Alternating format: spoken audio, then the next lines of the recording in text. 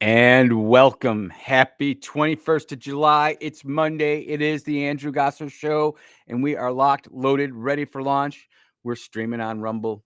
We're streaming on X. We're streaming on YouTube. We're streaming on that social media platform that begins with an F, but we don't like to say it. And we're streaming at the mothership, WYAB.com. We are here today to equip the saints. And if you want to be a part of the program, you can.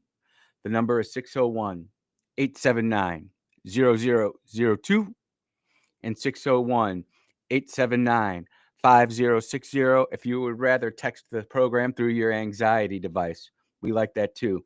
Look, this weekend was such a great weekend. I hope you all had as good a time as I did.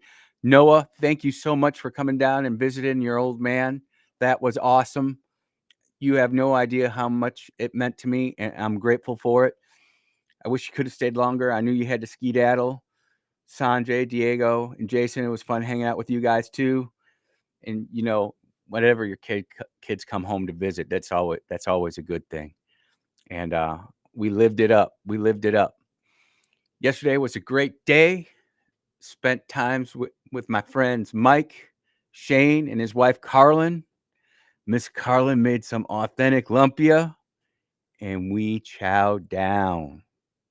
We chowed down. Authentic aid fried rice, authentic rice noodle. Oh, the chili sauce was just to die for. It was divine. We should do that every week, Miss Carlin. And we'll have and the peach cobbler or whatever that was awesome too. And it was just a great weekend for me personally. I hope you all had a wonderful and awesome weekend. There were a few stories that kept on creeping up through the show prep over the weekend. I don't do nearly as much research over the weekend as I do getting ready to come into the Monday morning show. And quite frankly, there are stories that I just truly do not even give a flip about.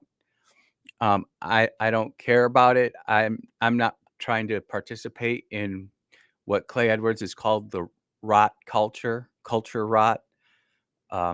That's not my thing. Sometimes though, something so truly hideous, I guess that's the right word for it, hideous, happens that you just have to sit there and talk about it, because all of a sudden this hot garbage started showing up in my timeline. This hot garbage started showing up on Facebook. This hot garbage started showing up on YouTube. And I I just really could care less. But it just seems like the Streisand effect is real and, quite frankly, in full effect. You know, the less you don't want to hear about something, the less you don't want to talk about something, the bigger and bigger it gets. And the next thing you know, everybody's going. So with me doing that, I had to somehow run myself back to the word. And a man who loves wisdom makes his father glad. You hear that, Austin? Hear that, Andrew? Hear that, Noah? You hear that, Toots? A man who loves wisdom makes his father glad. But he who involves himself with a prostitute or a hoe wastes his wealth. And this is Proverbs 29:3. And that, my friends, is what we call a cold play. This cold play, kiss cam, what the heck are those two grown people thinking? What on earth said, hey, this is a great idea. Let's go to the Coldplay concert. We're going to hang out in the deluxe suite with all the people we hang out and work with. I know I'm the CEO. I know I'm a multi-billionaire. I know you are the chief HR officer. I look good. You look good. What could go wrong? What could absolutely go wrong with going to a Coldplay concert with your hooker mistress? Well, we got the receipts, and this is just this is just what happened. Yeah. Oh, look at these two. All right, come on. You're okay? Oh, what? Either they're having an affair or they're just very shy. Look at the reactions. I mean, it's an unmitigated disaster. Coldplay knows it. Everybody who's sitting there watching the stream knows it. It's just it's bad. And what really bothers me about the whole situation, okay, those two people are obviously going to need some help. But what about that man's wife? Imagine her popping open her social media group and all of a sudden seeing that.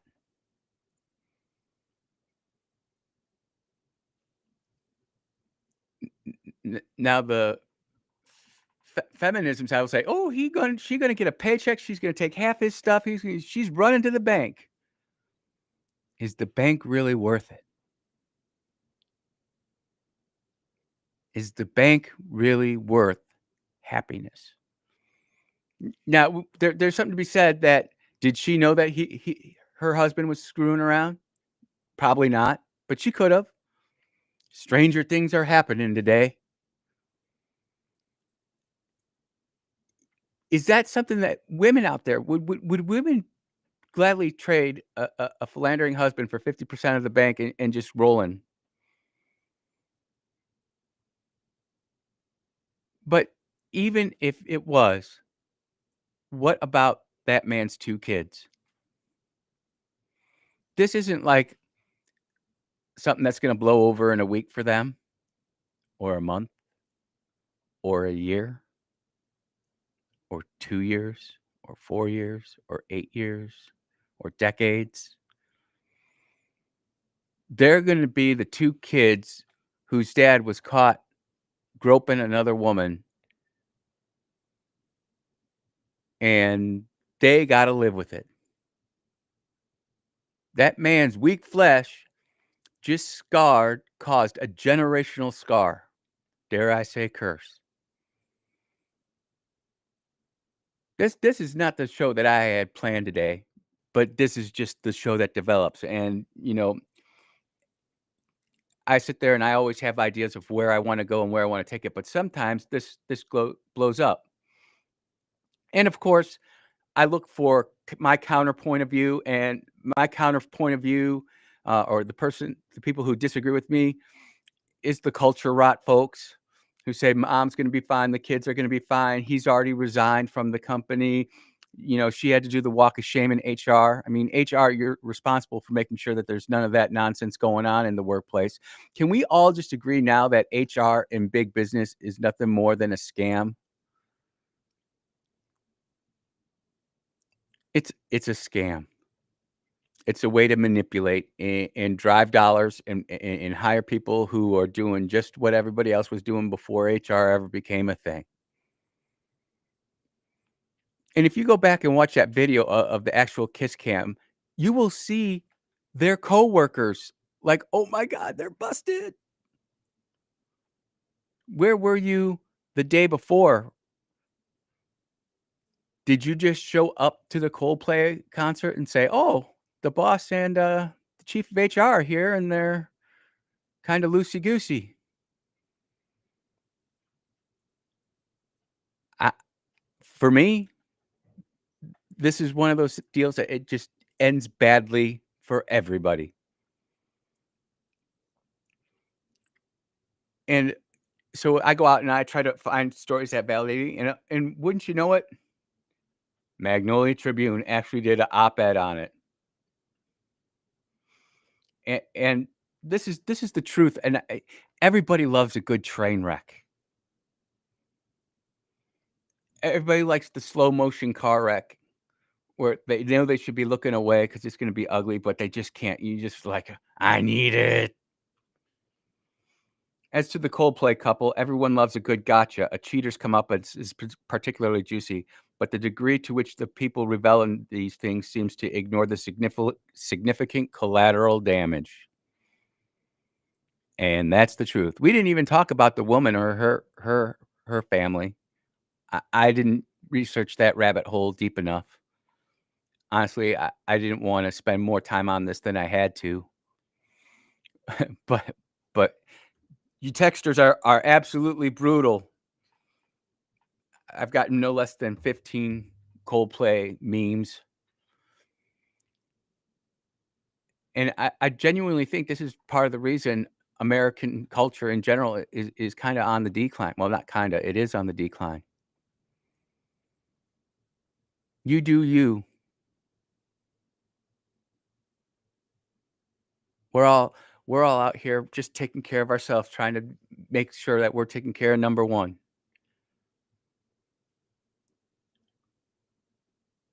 My heart genuinely aches for those kids, and that wife too.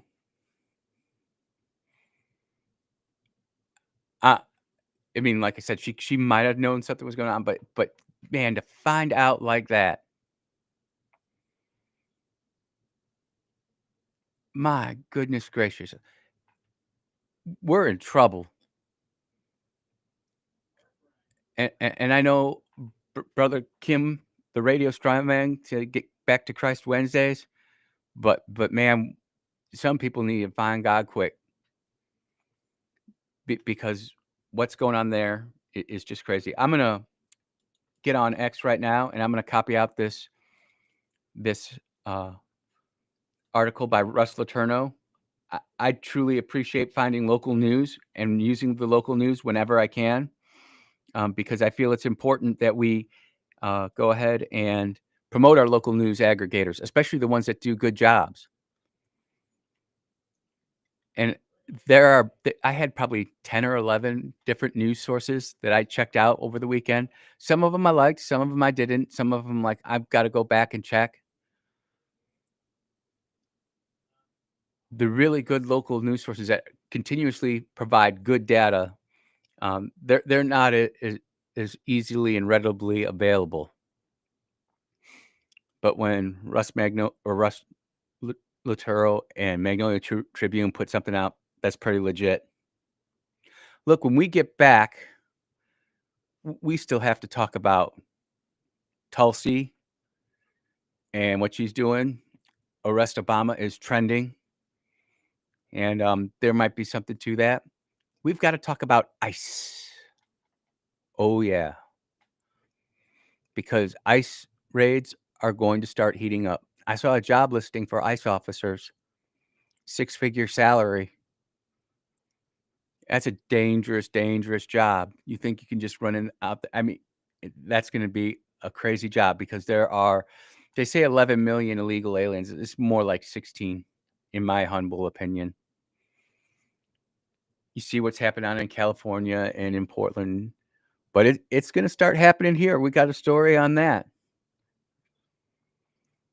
And then one of the other awesome things that we're gonna talk about is a new company I found out about, and this is a great story. In fact, we probably come back with this. When we come back, we're gonna talk about Atomics. Atomics. What a great story. You're listening to the Andrew Gosser Show on 103.9 WYAB. We will be right back.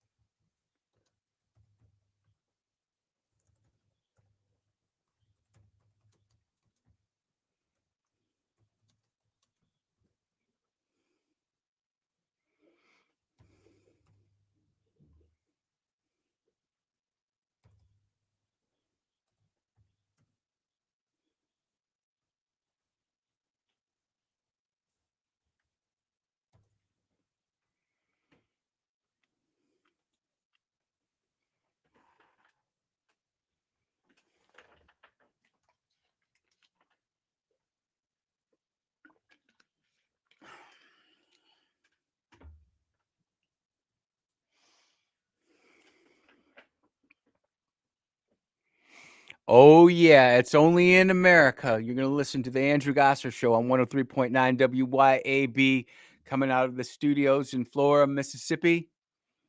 This is awesome. And this next story just fits right in with that bumper music. Sometimes it just all lines up perfectly. That I learned every weekend I go into it trying to make sure that I learn something new about a subject that I would say that I know relatively nothing about. Uh, Blessed by God, in high school, I got to take a nucleonics course where I learned about how radiation works, how atoms work, got to break down the electron, the proton, the neutron, understood it all, kind of got to go through the periodic table and really got a much better than average understanding of nuclear radiation, nuclear power, and how it all works. Well, there is a company out there, and the other side of this, to set the table correctly, is everybody has heard about the grid. Everybody knows that the grid is weak, that we really haven't had any technological improvements in the grid in decades, that the only time we really upgrade the grid is when something bad happens and our brave linemen and women go out there and start fixing it all and putting in new poles. That's one part of it. We also know that by 2030, one of two things is going to happen. Either one, we're going to have enough power to fund the AI revolution, which is already coming, or two, we're going to lose the AI revolution to China, and we will just be at their beck and call. So, in saying that, Bernadette and I watched a podcast this weekend, Sean Ryan show, about Valor Atomics, and this guy Isaiah, I think it's Isaiah Thomas. And I've linked out their website on X for everybody to check it out. But this show, more than anything, gave me hope, not just for the power grid and things that are coming in the future, but for the zoomies out there. This 26-year-old gangster quit high school at age 16, and at age 26 is rapidly developing a 25 megawatt reactor that's the size of a storage container. And he's got licenses to start building it in Utah, I believe. It might be Boise or Idaho. It might be Idaho, Utah or Idaho. I think now the more I think about it, I think it's Idaho. And the neat thing about this is, we had the NRC, the Nuclear Regulatory Commission. In the last 50 years, they've approved 3 new nuclear power plants. 3. Our demand has gone up. If you think about it, it's almost been like a Sierra Club masterclass where they've made it next to impossible to develop nuclear power. They've cut back on coal. They've made us rely on solar and wind, which is completely inefficient and much more cost prohibitive. We see it even here in Mississippi with the wind farms that they're trying to put up. For all those elected politicians who think the wind farm is great, go take a tour of Illinois, where the wind farms are breaking down already because the wind farms come from China and they're cheap and they fall apart and they break and they're hot garbage. People say, "Oh, we got to worry about our resource management." The Keystone Pipeline. I did not realize. Like, I always had this envision that the Keystone Pipeline was like this 4-foot diameter pipeline that blasts down from Canada and is delivering all this. It's a 18.5-inch pipe on the inside, and it has more energy than all the solar and all the wind put together. And this 26-year-old is leading a company that has already designed their first nuclear reactor in all places, California. Now they're not going to fuel it up and test it there, but they've built it there. And the goal is by July 4th, 2026, they'll have the first one operational. And then after that, crank out another one within a year and then try to just cut it down. Their goal is much, you know how you've heard of the gigafactory. They want to have a giga plant. And I just think that is purely incredible. But I did not realize all the other benefits that come from nuclear power generation. And look, this is a 2.5-hour podcast. The thing that really got to me, and this is true to many of you, we have all been influenced by the people who do not want nuclear power. It's bad. It's too big. It's too scary. It's almost like America has lost its way. We've lost our chutzpah. We're afraid to go do big, hairy, audacious things. We want to be safe. Wear your bicycle helmet. We want to make sure that nobody gets hurt. We're going to make it so hard to test and build new things that we're just going to go a different path. We can't do that. Do you know that the People's Communist Party in China has built or is building 30 new nuclear reactors for their program? 30.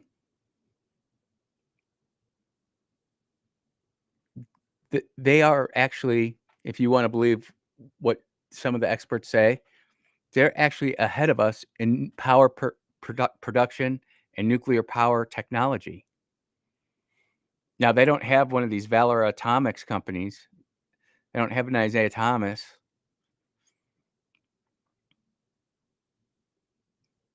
But that's how the communist machine works. And if we're not careful, we will be behind quickly. But as we were watching this, we found out that the actual footprint for these nuclear reactors is incredibly small. You know, when you drive by like Zion Nuclear Power Plant in Illinois, around here, you see those big cooling towers. It doesn't have to be that way. There's actually a better way to do it, to make it smaller.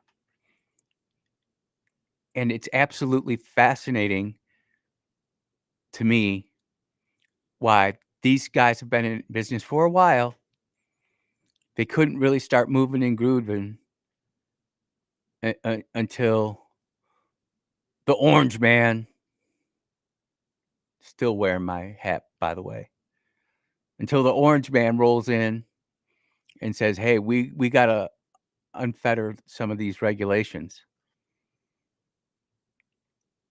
And to hear the struggle and the barriers that the NRC put through small companies to try to gain entry into power generation, it's quite disheartening to understand that we have such a deficit of energy that's rapidly approaching America. It's not concerning, it's frightening. To hear about this is something else. This is something else that was absolutely crazy. The Texas when Texas froze over 2 years ago, and everybody blamed solar and the wind farms for it. Do you know that was actually a diesel problem? The infrastructure for our hydrocarbons, which produce all the energy, the most of the energy down there, actually failed. They weren't designed to be operating in such a cold temperature because why? It rarely ever happens. And there is so much more to this nuclear issue. The one thing is I don't want a nuclear reactor in my backyard. To learn about enrichment, uranium enrichment, what's the difference between 0 to 5%, 5 to 20%, the upper grade enrichment. There is so much there to it, and it's absolutely fascinating because we have the real potential right here in Mississippi to do some incredible things, and we'll talk about that when we get back on the Andrew Gosser Show on 103.9 WYAB. We will be right back.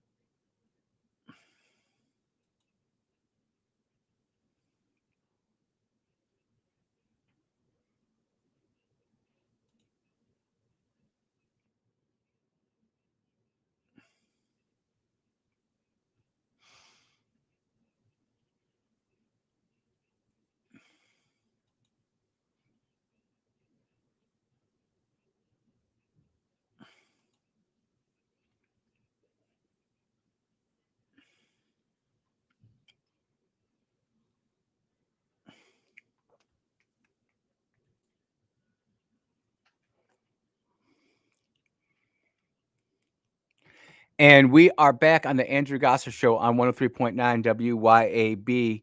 If you want to give the show a call, the number is 601-879-0002. If you want to go ahead and continue to text me, that's awesome too. 601-879-5060. I just want to read this one text. Why can't we harden the grid? With the drones that are available, our grid could be completely shut down for a minute. For less than we would spend in foreign aid each year, we could make it much more protected. Dude, you are totally correct. Where are our spending priorities? Where are we? Are we spending the money that we need to spend to upgrade our electrical infrastructure, our water infrastructure, or are we sending it overseas through NGOs that we just recently really found out about, which is being disassembled so that by the time we actually get ready to prosecute them, there won't be much left to look at. And they'll just go on to the next way to funnel and siphon off our money. It's interesting because the grid is weak, but if you go back and watch this interview with Isaiah, you'll see that there are ways to go ahead and actually break up the grid into mini grids using these small nuclear reactors. And one of the things that I can't do justice here over the radio, but I would absolutely love to have him on to explain it, and maybe I will chop up that video and just take some of the salient points out of it. But the truth of the matter is they use such a low grade of uranium, less than 5%, or it's right at 5%, that the way they encase it, there's not a radiation risk. If it's already a solid, it's going to stay a solid. If it's already a gas, it's going to stay a gas. If it's already a liquid, it's going to stay a liquid. That's the first part of it. And then the second part of it, in how he explains it, it's like even if they got bombed or attacked, the distribution is so low and is so hardened, it wouldn't affect it, the reactor. And I realize there's a lot of people look at me, Andy, you're talking nonsense. You're talking crazy. No, I'm talking science. And the strength of a sphere, the smaller a sphere gets, the harder it is to destroy. And these spheres are actually they're not nanospheres, but they're microspheres. And it's absolutely amazing. I actually learned that the low grade uranium that we're using is actually incredibly safe to store. I always kind of thought that. I brought that up in high school, and Mr. Spicala didn't like me, or not Mr. Spicala, Mr. Newman. I apologize. Didn't like me questioning that. But I'm like, great. You have this giant cement cask. You didn't have a meltdown like you did at Chernobyl or 3 Mile Island. You have it in a cask. You're not nearly producing all of the radiation that you would there because it's small and divided. And then it just sits there. It doesn't leach into the water. It doesn't leach into the environment. But we've been programmed successfully over the past few decades to absolutely hate, loathe, and despise nuclear energy, that we're all fearful of it now. And so whenever anybody brings it up, we just immediately run the other way. We're like, oh, we're out. Deuces. I don't want to be like that. I always want to be the one that's equipping the saints. I want to be the saint who's getting equipped. And the doom scrollers that are out there, I just don't want to be a part of it. I don't know if you do, but I certainly don't. And the fact that we have young kids, and I saw a bunch of them over the weekend, let me tell you, they are unique. They think they're very interactive. But I do have to say this. All of a sudden, it was just like we're all talking, and all of a sudden they stopped and just grabbed and looked at their phones. And I was like, what's going on here? We were just talking. And then they looked, and then they put it down and went back to what they were doing. I don't know what the heck that was. It was definitely kind of creepy to me.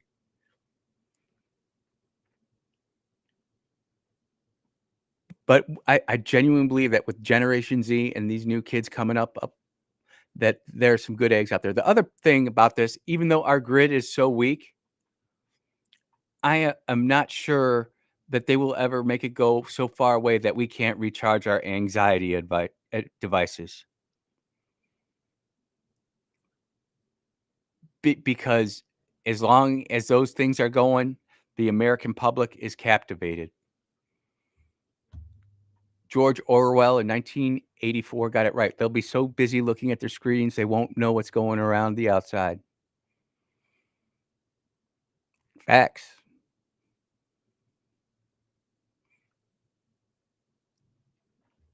We have the opportunity here in Mississippi to actually bring valor here. It would be a great way to potentially revitalize downtown Jackson. By the train yard, one of the greatest things, and I know Mississippi Today says that Mississippi isn't a great or maybe it was Clarion Ledger. I think Mississippi Today was complaining about education. Clarion Ledger was complaining that Mississippi isn't a great place to do business, but it really is. But we have a rail system that is incredible. It has its issues, and doesn't mean that we can't be upgraded. But there's all that land around the rail yard, and I go by it every day because I take 49 into the city, and then I go over the bridge, and I'm always looking. There's a Grand Trunk engine out there. For those of you who are foamers, it's always cool to kind of see stuff like that from a bygone era. And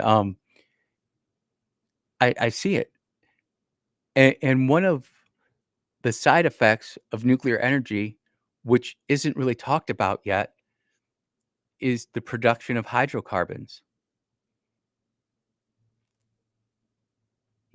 Potentially the possibility of producing liquid methane, liquid oxygen, gasoline, diesel from nuclear energy as a side spinoff. So not only are you now selling the nuclear energy coming out of the reactor, but you're using the energy to produce another form of energy. And then you can ship it to a state like New York or Illinois that has to import everything because they're so worried about the environment. And you just basically monetize their disillusionment. You monetize their stupidity. And those are good jobs. Another thing I learned is that the cancer rate is actually higher at a coal plant than it is at a nuclear plant. Fascinating stuff. The trons ain't getting to you, man. You ain't getting zapped. Now, if you're on the flight deck of an aircraft carrier, you getting zapped, fam. But a nuclear power plant, actually, it's not. Another question, texter comes in, says, Andrew, as far as the grid's concerned, why don't they bury the cables? That is a fantastic question, Mr. Texter, unknown, Mrs. Texter, unknown Texter. I don't know how to save the names in my chat line, so you're all unknown, but I appreciate you all. I want you to know that. Apparently, when you bury the electric lines, it actually reduces the capacity for the electricity to run through the cable or through the wire. And when you listen in the interview, it says actually the electricity, and it makes sense to me. There's a radioactive field, the RF field around the wires. And when it's in the air, there's less loss. There's less resistance. And I should remember the difference between resistance and impedance, but I don't. So if somebody can tell me that, that'd be awesome. But the truth of the matter is burying it doesn't do a good deal. Do you know actually who has a really good hardened grid, believe it or not, is Florida. Because those hurricanes come through, wipe everything out, and they have to build from scratch. They're like, hey, if we build this to this wind standard, things just seem to last longer. Again, we could use that technology here. Why don't we? There's a lot that's going on out there. I feel that there's a lot left to learn. I did not expect to do 2 full segments on nuclear energy, but I think it's pretty cool. Let's take this call real quick. Hello, caller. You're on the air. Good morning. Good morning, sir. This is Bob. How you doing? Bob, I'm hanging in there. We got about a minute. Okay. Okay, about a minute. I just want to know what happened to Jameson. What happened to his show? I hadn't listened for a while. I was just wondering what happened to Jameson. Oh, no worries at all, man. I appreciate the call, Bob. What happened was Jameson went on. He ended up getting a new job, and about 2 months ago, maybe 2.5 months ago, he's like, Andy, do you want to take the spot? And I was like, no. And basically, after some talking, I ended up taking it over. So we're filling in for Jameson. He texts in every once in a while, and hope to have him back on and guest host for me when I need to take a break. But that's what ended up happening, my friend. All right. Well, I'll be listening. And just so you know, he was right about the cloud seeding. Oh, look around at the trees. Look around the trees and the rain coming down on the cloud, or raining down on the trees, and then you have the vine that's covering up the trees. That's why you see all the trees rotting around you. Yeah. If you look at the tops of the trees are literally rotten. I'm looking. And then the vine is covering up the trees, so you can't see the rot between the trees. That's why you see trees falling everywhere. He was right. Yep. 100%. Jameson was okay, right. Guys. Hey, thank you for the call, my man. You're listening to the Andrew Gosser Show on 103.9 WYAB. We're going to take our last break.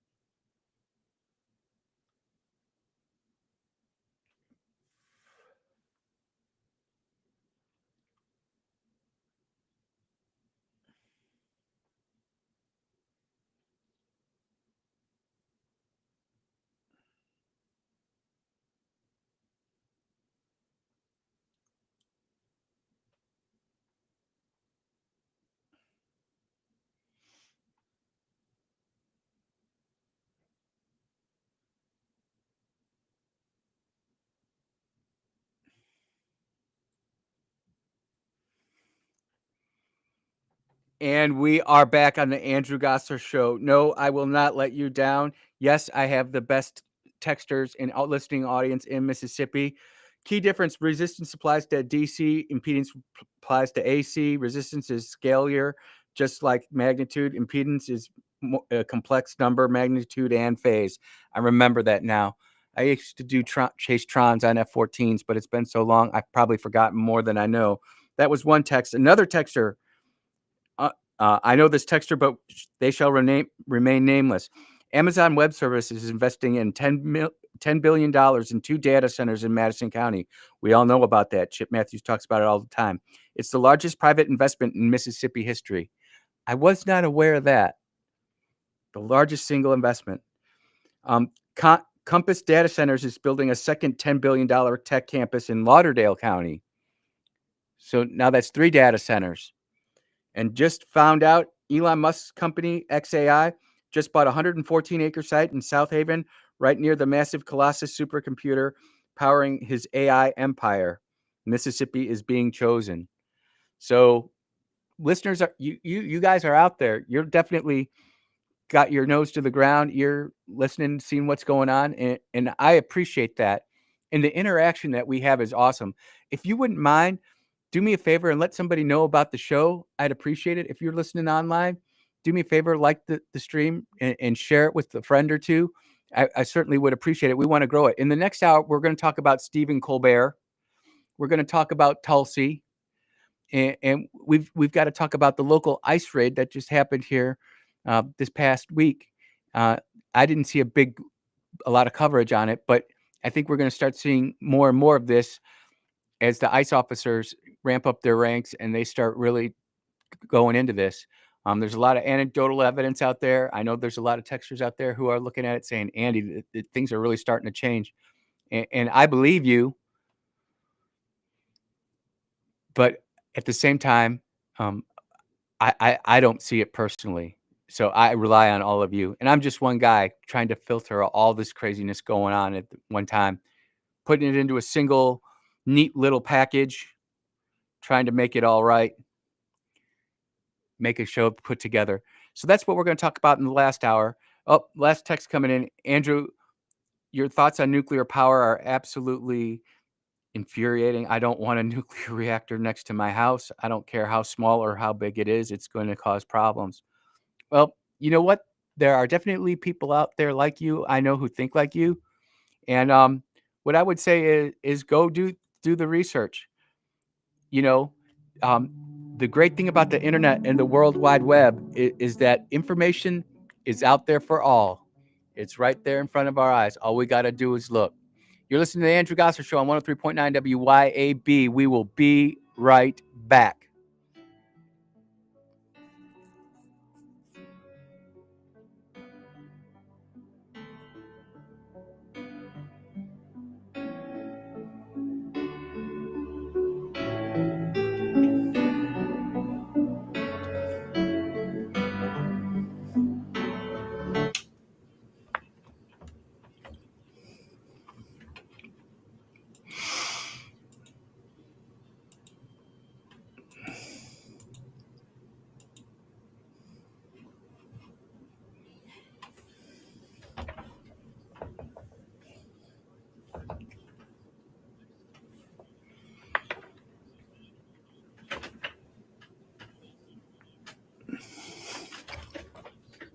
In charge with murder in the second degree and concealment of human corpse. New York State Police Major Christopher Gilroy says law enforcement found the girl's body 40 miles from Lake George. CBS's Tom Hansen. Officer.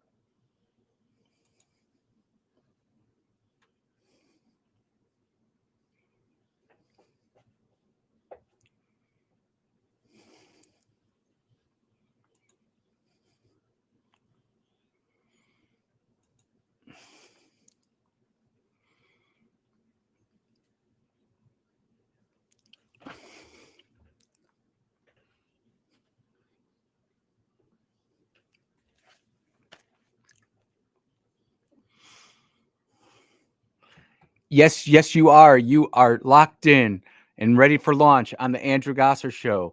We're streaming on Rumble. We're streaming on X. We're streaming on YouTube. We're streaming on I almost said it. We're streaming on that social media platform that begins with a F, but I don't like saying the name, and at WYAB.com.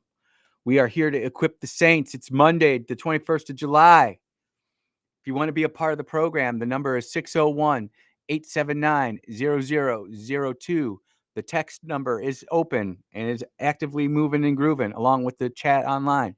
That number is 601-879-5060. You know, I always try to kind of give us a guideline of where we're going to take this hour. And last hour we said a man who loves wisdom makes his father glad. But if he who involves himself with a prostitute loves his wealth or wastes his wealth. And that's Proverbs. Well, that was Coldplay, but this now is Colbert, because Colbert's gig is up. And he's gone. Now, he's not gone till next May, but he's out of there. And the way the media is treating this, the way that many of my liberal friends, who I didn't even realize they watched Colbert, because they would never talk about it unless he was doing like something so outlandish, like the time that he dressed all the ladies up in syringes and was telling people to get vaccinated and all that craziness. I never really heard them talk about him. It was almost just like a fly under the wire type of thing. But he had a cold open, much like Coldplay. And, well, let's make sure I got it all hooked up, queued up, ready to go. Yep. Let's listen to what Mr. Steve has to say. Before we start the show, I want to let you know something that like I told you, it's a cold open. Found out just last night. Next year will be our last season. The network will be ending The Late Show in May. And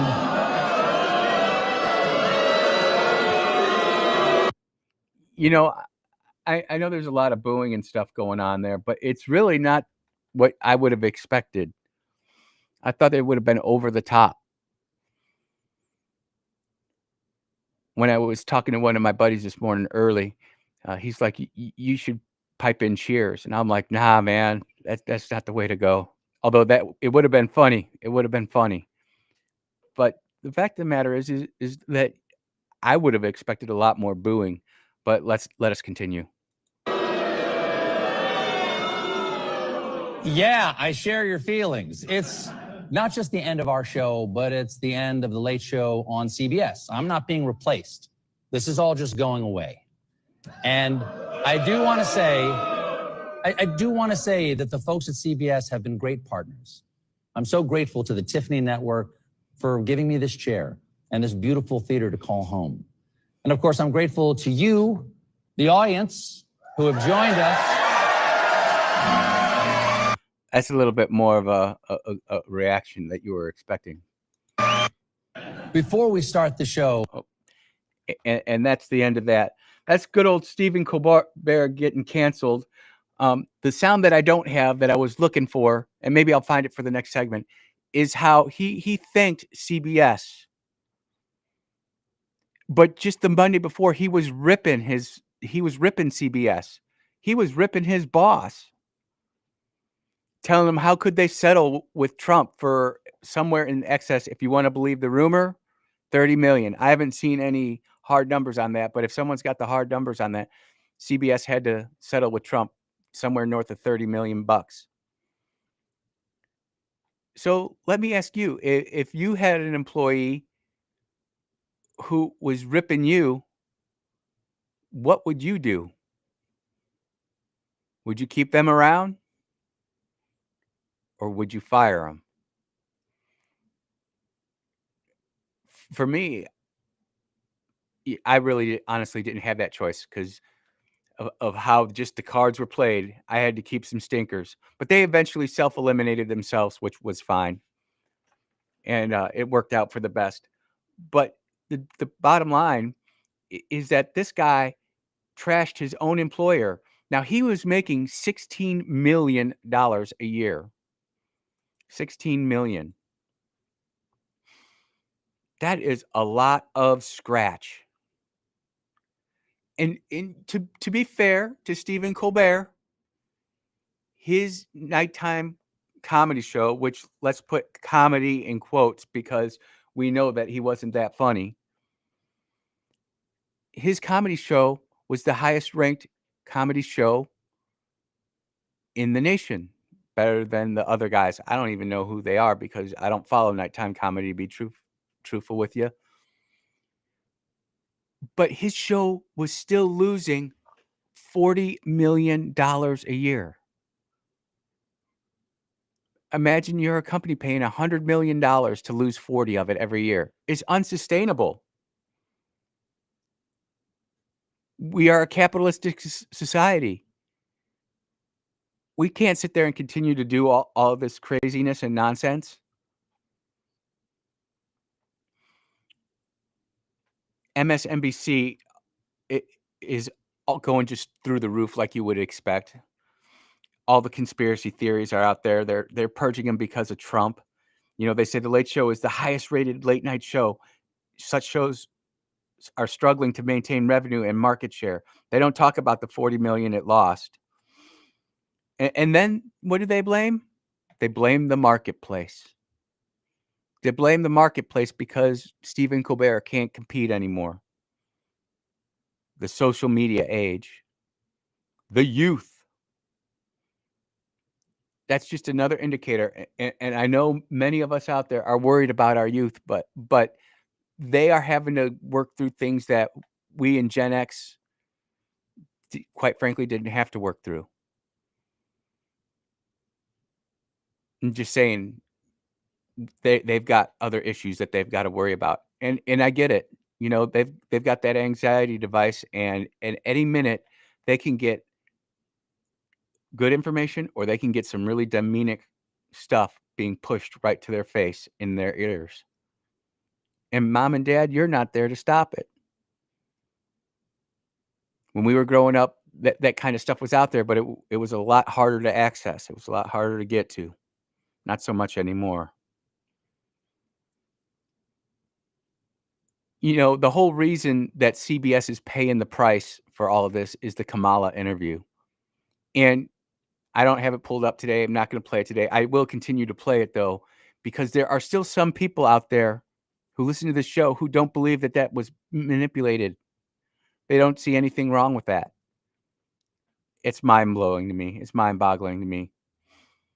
And then there is the CNN response, and this is Anderson Cooper, who is about to be fired, and Brian Stelter, who was once fired, but they brought him back, and CNN is struggling. They're barely getting 500,000 people watching them now, and they are going away. But while they're out there, let's go ahead and use them because they're not going to be there forever. They're going to be gone. Here we go. I mean, Brian, you know, CBS is saying this is a financial decision. It is certainly, the timing of this is kind of stunning.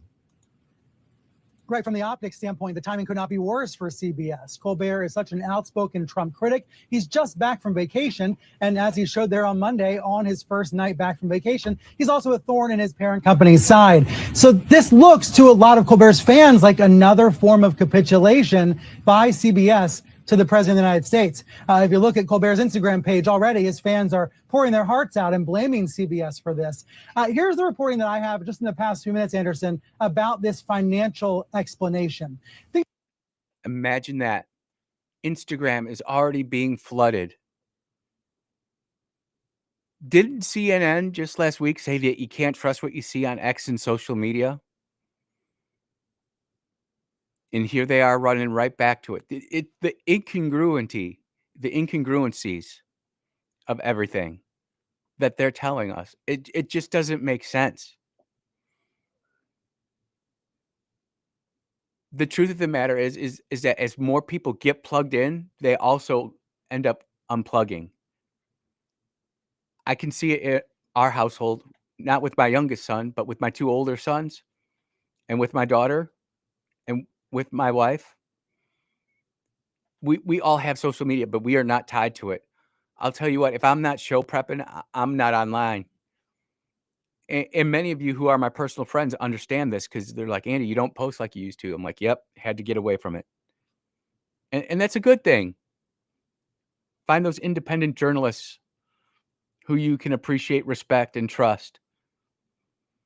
Think back to 2023 when the Late Late Show with James Corden went off the air. I reported at the time that that show had become unprofitable, that CBS was not able to sell enough ads to make that show profitable. Well, that is now the case for Colbert as well. I'm told by a source close to the network that the Late Show with Stephen Colbert is now technically unprofitable. So that does give the company a financial reason to end the show starting in May 2026. However, it's not as if Colbert was given a chance to take a pay cut or maybe change the format of the show or move out of the Ed Sullivan.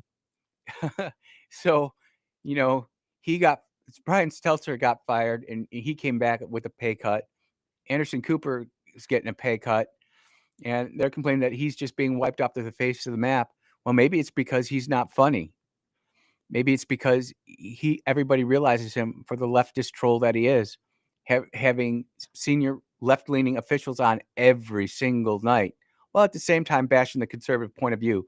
That's not to say that we can't do that here. When we have issues with the conservatives and the Republicans, we have to be truthful with it. We have to call it out like we see it. And we will, by the way, which is one of the reasons that WYAB does so good, is because when we see it, we don't really care what the letter beside their name in parentheses is. If it's wrong, it's wrong. But not on these late shows. And the worst thing about it is these things had impact on our culture and our society for so long. People like Stephen Colbert lived off the backs of Letterman and Carson when late night used to be funny. When I used to have to beg my mom for me to stay up past 10 o'clock just so I could just watch the 10 o'clock news and then stay up and watch the monologue from Johnny Carson. I remember that. Man, that was some funny stuff. And every once in a while, if it was a Friday night, I get to stay up later. And Robin Williams, my God, Robin Williams and Johnny Carson, my goodness gracious. That's true comedy. That's true humor. And let's be truthful. The late night comedy shows are no longer about that. They're more about indoctrination and making you think a certain way. And Americans, we just don't want that. And I, for one, am glad Stephen Colbert is going down. He'll be gone next May. So he'll still have the whole summer, the whole fall, the whole winter, and a little bit of the spring to spread his message and continue to do what he does and continue to get lousy ratings. And we'll be here to document it all on the Andrew Gosser Show on 103.9 WYAB. We will be right back.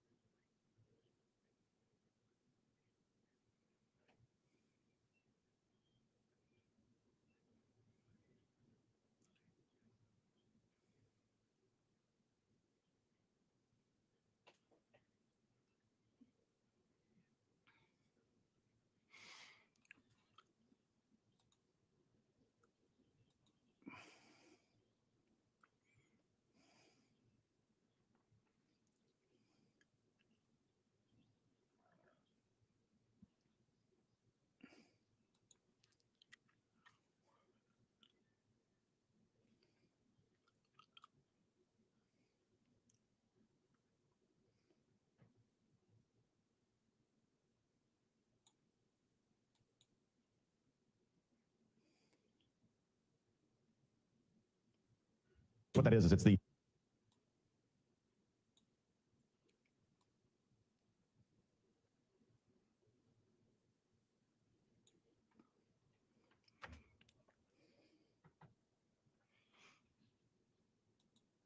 What that is it's the original.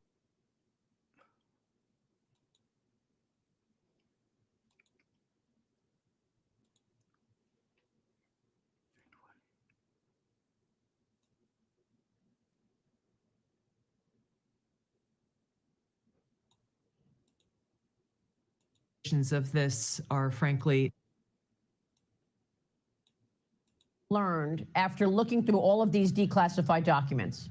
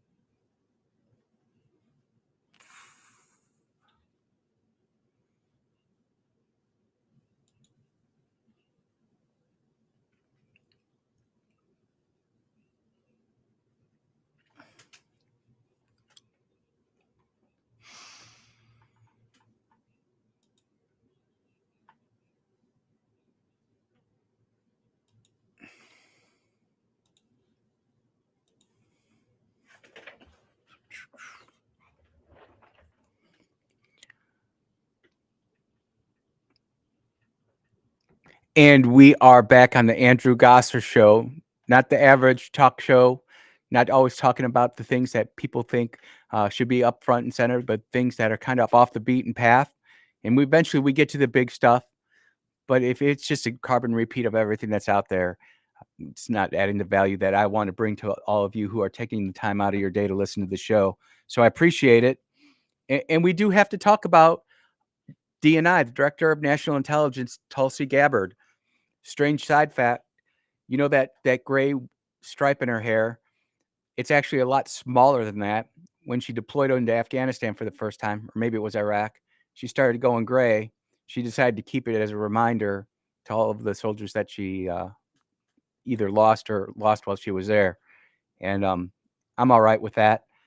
She's a lieutenant colonel now, and she's DNI, and she's going in, and she's doing what she said she would do, what she told President Trump she would do if she was afforded the opportunity to be DNI. And she had an interview yesterday on Fox, and I know that there are some videos out there talking about it, but I have just such a different take on it from the aspect of a military guy. And let's just hear what Miss Tulsi has to say. Maria, the implications of this are frankly nothing short of historic. Over 100 documents that we released on Friday really detail and provide evidence of how this treasonous conspiracy was directed by President Obama just weeks before he was due to leave office, after President Trump had already gotten elected. This is not a Democrat or Republican issue. This is an issue that is so serious it should concern every single American, because it has to do with the integrity of our democratic republic. And it's almost a historic declaration, because look, we've all thought that our intelligence agencies were doing stuff against us.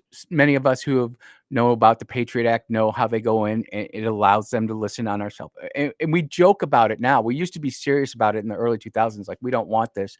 But now it's just almost like a cost of doing business. I know that there are times where I'm like, hey, I'm glad I grew up in a time where there weren't any cell phones. Oh my gosh, I'd be in so much trouble. But the whole point of this is that we've got serious, incredible evidence now that's been released, that people are having the chance to go and look for themselves. And it is so serious that people who are in my circle but aren't political in any way, they're like, Andy, is this really what's happening? And I'm like, yeah. And that's the angle that I want to kind of drive at, is that even people who are not political, who just want to go do their 9 to 5 job, go home, hang out with their kids, hang out with their spouse, and live life that way, they realize just how serious this is. And maybe it's because the the public has been so screwed over so many times in the past. Here's the next clip. There are 3. Well, it'll be just a hot second here as I try to get this to load up. But the next clip basically talks about how the public has been misled, how the public has had a problem with getting information from its FBI, from the CIA, from the DNI. Well, this is the thing, Maria, when you look at the assessments that were made, not just by one element of the intelligence community, but in my role as the Director of National Intelligence, I oversee 18 different intelligence community elements. And in the months leading up to the November 2016 election, the intelligence community agreed that there was no intelligence that reflected that Russia was trying to hack the election in favor of either candidate. Did you hear that? There was no information that Russia was trying to hack either candidate. Now, I know there's a Democrat out there saying that Russia was trying to involve it in other ways, but that's not what the media was reporting back then. They were specifically saying hacking. And the truth is they didn't. And the documents were there to prove it. But somehow all this information kept on getting fed to the mainstream media and the fledgling social media engine, and it just got on a life of its own. Let's continue. The evidence showed, the intelligence showed that, again, Russia did not have either the intent nor the capability to be able to impact the outcome of the United States election. So it was very striking when we look back again at the documents that I declassified and released that shows there was a shift in early December, the first week of December. Again, another document was produced by the intelligence community, a president's daily brief that was consistent with every other assessment that was done previously leading up to the election. Russia did not, this is after the election now, did not attempt to affect the outcome of the American election. Was this ever reported? Or did this just say classified and they just kept on misleading the mainstream media? I mean, if I was like a mainstream journalist and I was toting this line and it came out now that I was being lied to back in 2016 by these guys, I'd go back and whoop on them. I'd be so frustrated. I'd be so upset. I would go back and say, what the heck were you doing to me? I know that for myself, I have gone back to my quote unquote conservative and Republican friends and said, dude, what were you doing? You were so screwed up there. But you don't see the mainstream media doing that. You see CNN, MSNBC, and the 3 major news networks, they're all tripling, quadrupling down on this. And the thing is that the documents are coming out and they're going to continue to come out. And I honestly believe that this is just setting the stage for something else, but I need to make sure that I walk you through, because if we don't walk through step by step, it just doesn't make the final part hit. That was never published. Hours before it would have gone into President Obama's President's Daily Brief, it was pulled by a senior level intelligence official saying that they had to pull it because they had received new guidance. The very next day, this meeting was called, a National Security Council meeting, bring together all of the senior leaders of President Obama's cabinet. It kind of makes sense now, doesn't it? Time after time being put in the presidential briefing. Hey, it's not Russia, Russia, Russia. It's not Russia, Russia. And then whammo. the bait and switch. And we all fell for it. Well, we didn't fall for it, but the mainstream media did. There's one more clip that I want to play that I really feel will add some light onto this. And here we go. I don't have the details on the specifics of the Mar-a-Lago raid itself. Those are within the possession of the FBI.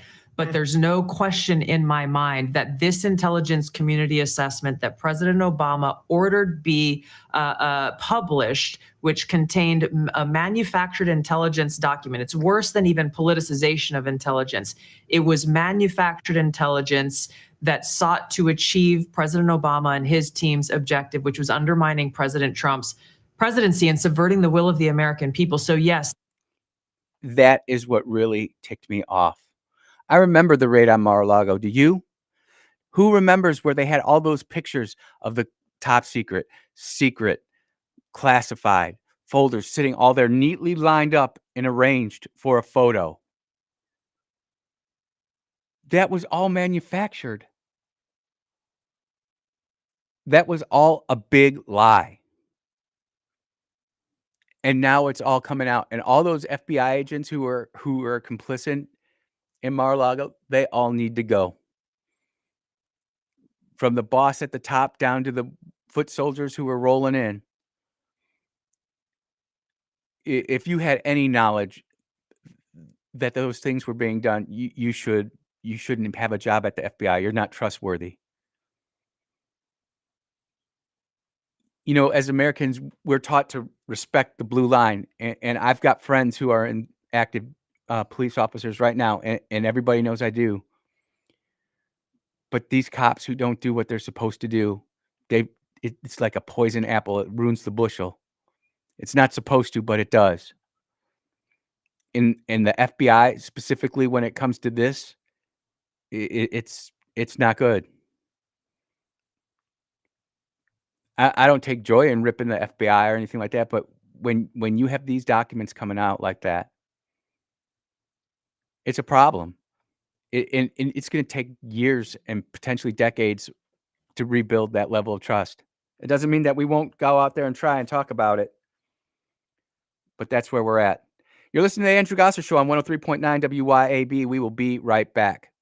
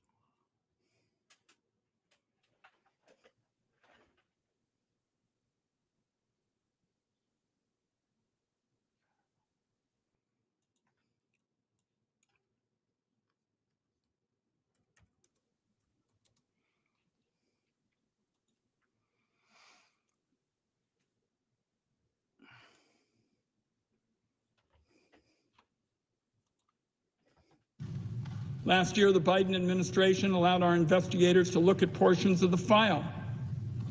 We did that at the Treasury building. Here is what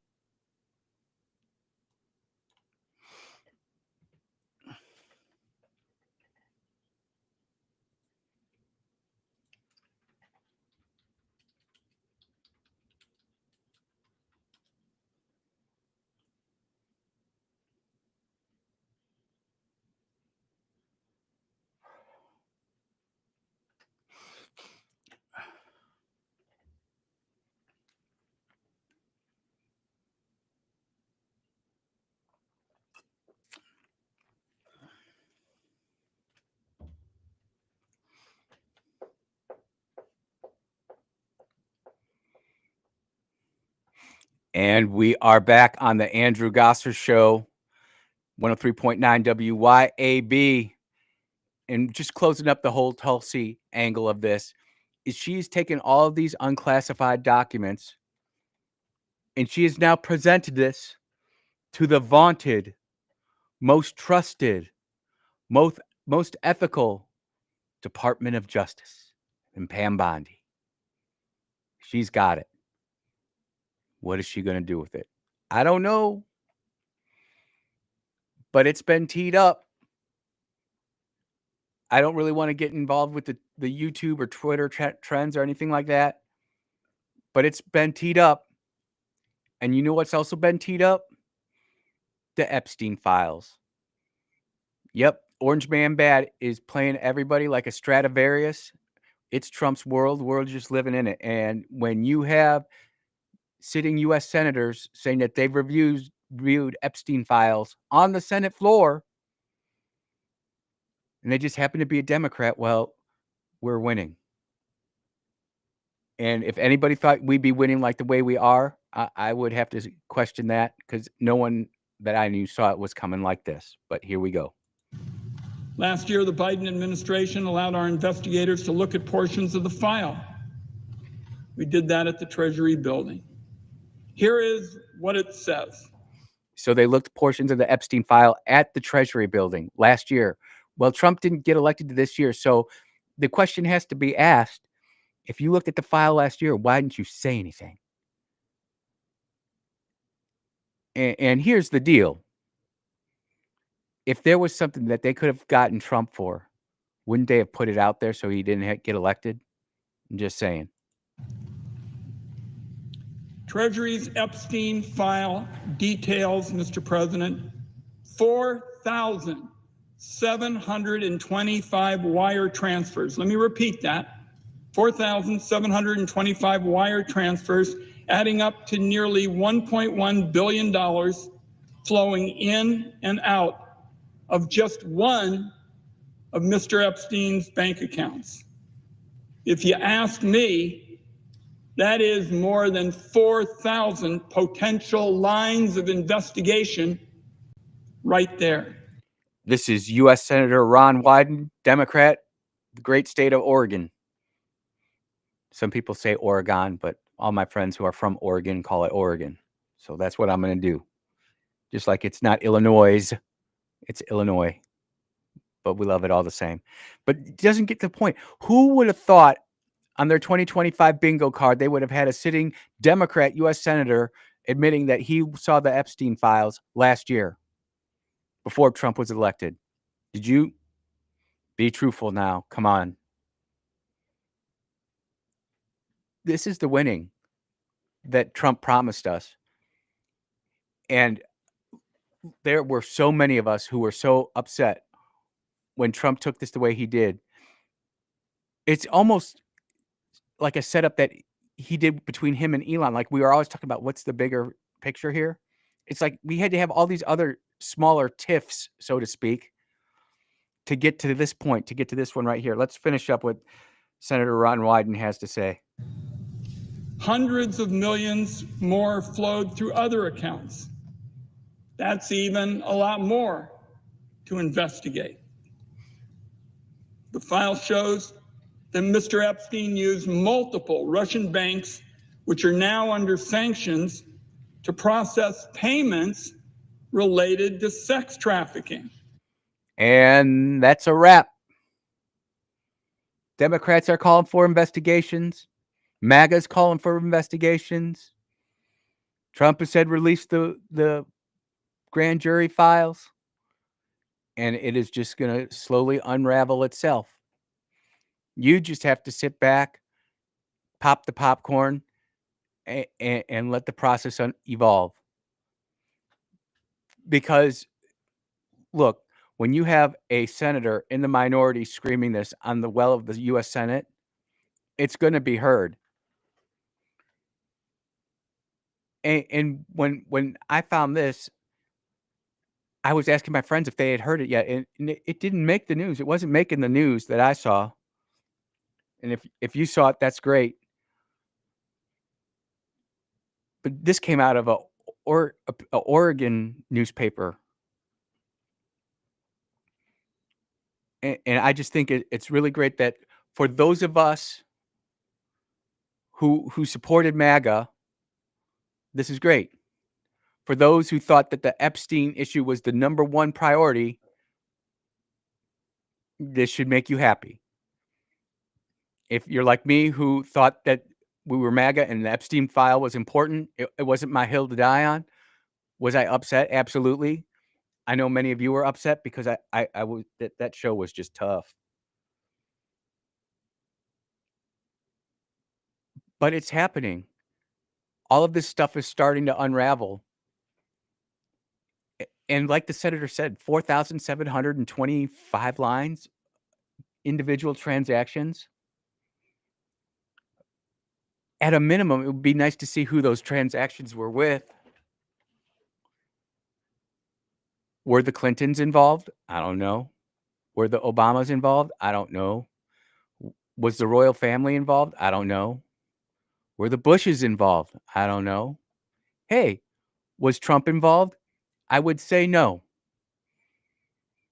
Considering President Trump is the only person who's ever testified against Jeffrey Epstein in a trial and worked with, I can't say that he testified. He worked with the investigation. I don't know if he actually went to the trial and acted testify. That I don't know. So let me correct that record right there real quick.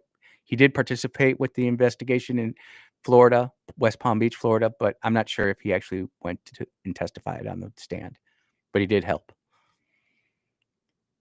But who else is going to be in there?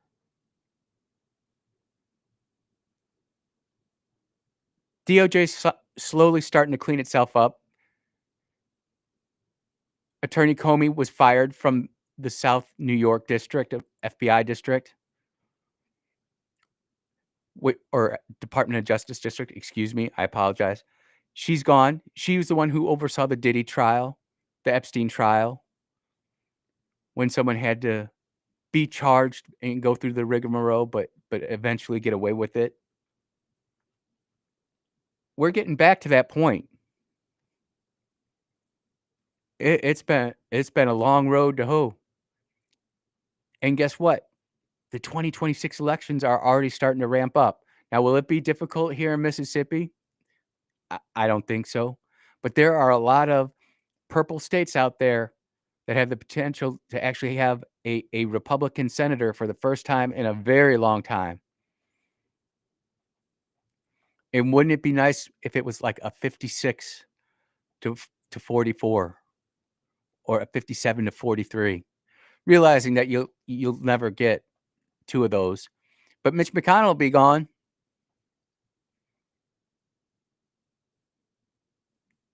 And I know it's out there, Andy. I don't really like Cindy Hyde-Smith. Well, she's been a MAGA loyalist so far. And if you don't like her, you're going to have to go out there and convince all those people who aren't paying attention to some of the votes that she has. And I've seen them. But I'll tell you what, whenever President Trump has needed Cindy Hyde-Smith, she's been there, which is much more you can say about some of the other senators. Or, quite frankly, some of the congressmen from Mississippi.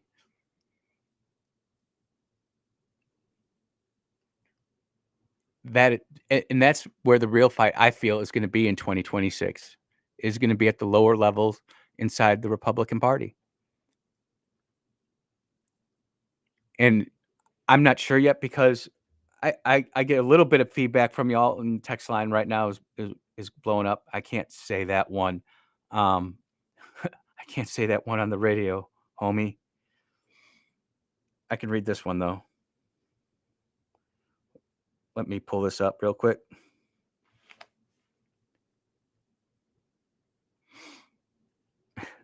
Andrew, you're reading my mind about those late night shows. Yep. I don't look at them anymore. Matter of fact, I was thinking about this topic yesterday. Whatever happened to the hosts like Johnny Carson? I think they aged out. Andrew, I'm happy with what Tulsi Gabbard did, but I don't trust Pam Bondi or the DOJ. Yep, I think you're in the majority there, brother or sister, unknown texture. People are asking for the link to the senator video. When we go to commercial break, coming up here in another minute or two, I will go find that video that I had. If you just go to X and look up, it should be on X. Go to X and look up U.S. Senator Ron Wyden, Oregon. And click the media link. Hey, that's how you can start doing your own research. And you can help the show too, because when you find something interesting, you can always text it to me at 601-879-5060. You're listening to the Andrew Gosser Show on 103.9 WYAB. We'll be back with the last segment. Take care.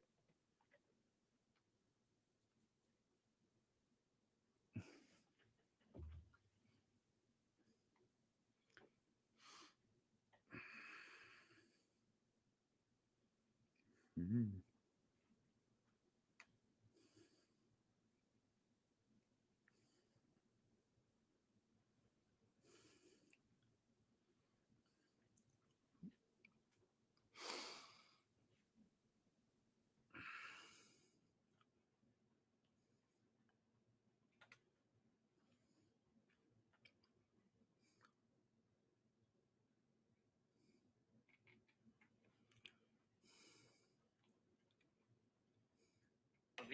Gave Asa, "You will live by the sword. You will serve your brother."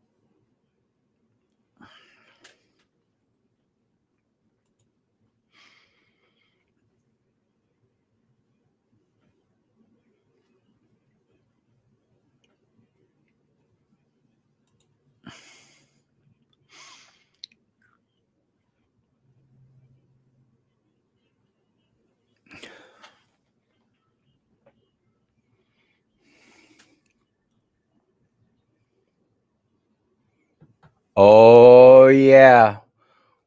Time just keeps on slipping. I'll tell you what, today's show went by so quick. And the show always goes by quick, but some of them, it's just incredibly fast. Tomorrow's going to be an awesome day. We're going to have Coleman Boyd in the studio for the second hour talking about the things that he went through at the abortion clinic and getting an update on that. As you know, again, I know that there were some people who just wanted to throw Trump out with the bathwater, but all those people who were peacefully protesting at abortion clinics and being charged with the FACE Act were pardoned and relieved of their, or didn't have to go to jail. So I'm grateful for that. But look, there's so much more to that story that needs to be told. So Coleman's going to be out there talking about that tomorrow. I just want to get to a few more of these stories that are coming here in from the texting line. Andrew, is that U.S. Senator Ron Wyden from Oregon? Yes, it is. He's the one who said that he's seen the Epstein files, 4,724, I think. Don't quote me exactly on it, but that's pretty close to what it was. So there you go. Andrew, do you think that? Ooh, I got to be careful on some of these texts, ladies and gentlemen. I appreciate the enthusiasm, but man, some of those words. Ooh. I think Tulsi Gabbard has the stones to do what she needs to do as DNI. As someone who is deployed and been downrange, it's not that everybody is going in, kicking indoors and everything, but she's got a proven track record. And I really believe that between what Tulsi's doing, what Dan Bongino's doing, what Kash Patel is doing, it's kind of dragging everything else along. I can also say I believe in what President Trump is doing. I didn't even go to his truth today. There's just so much stuff out there, but apparently he's blowing it up and saying a bunch of other stuff. I didn't even go to so many national sources. Didn't need to. And that's the beautiful part of the show is that every time that I go back and I'm like, what did we talk about today? And I kind of look back and then I see a lot of national pundits and prognosticators talking about the same things we talked about today. But before they were actually talking about it, I'm like, man, I know we're doing our show prep right. I know that we've got it going on. And we just got to keep that momentum going. And I'll tell you what, I found one or two of the stories myself today, but some of those people were some of those people gave me a lot of the informations and stories today. And I appreciate it because if it's just everything that I want to talk about, then that's where it's going to go. And people have been texting in, Andy, what about the cloud seeding? I'm going to talk about that because I think there is real room to have some real dialogue on that. But again, I'm going to talk about it from the things that I see that I would like to see accomplished too. If we just sit there and complain about the stuff that never gets fixed and we just complain, man, I'm 53 and I just don't want to be old and a curmudgeon. I don't want to be the problem. I want to be part of the answer. I want to help provide the solution. And I genuinely believe that the state of Florida has a great solution with that. It's a pretty good deal. We read about it last week. And if you haven't, go back in the show and look it up. I'll try to retweet it out. But they've already passed legislation against cloud seeding. Why can't Mississippi? It's not like it's taboo. But there we go. I'm grateful for everybody who showed up and listened today, especially those who called in, the one that I got to, the one that dropped off during the break. I'm grateful for all of my wonderful texters. And I just want to encourage y'all. To get out there and touch some grass, man. Talk with some friends. Get together. This weekend was great. The fellowship was awesome. I hear a lot of people talking about how they want to just get together and hang out. And we should. Take that anxiety device and throw it away for a while. Don't throw it away. Those things are flipping expensive.